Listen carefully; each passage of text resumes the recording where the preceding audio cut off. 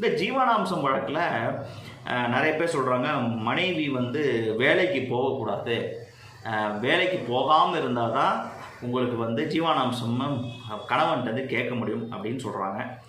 இதுவும் ஒரு தவறான புரிதல்னு நான் சொல்லுவேன். ஏன் அப்படி சொல்கிறேன் அப்படின்னா, ஃபார் எக்ஸாம்பிள், மனைவி ஒரு வேலைக்கு போகிறாங்க, வெறும் 5000 ரூபா சம்பாதிக்கிறாங்க, இல்லை ஒரு 10,000 ரூபா சம்பாதிக்கிறாங்க. அந்த காசு அவங்களுக்கு போதுமான அளவு இல்லை.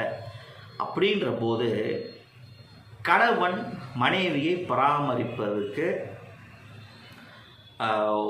அந்த சட்டம் அவருக்கு சொல்லப்பட்டிருக்கு. அதாவது கணவன் வந்து கண்டிப்பாக மனைவியை மெயின்டைன் பண்ணணும், பராமரிக்கணும். அப்படி பராமரிக்கலைன்னா அவங்க வேலைக்கே போனாலும் போதுமான அளவு அவங்களால ஏர்ன் பண்ண முடியல, no sufficient income to maintain her self.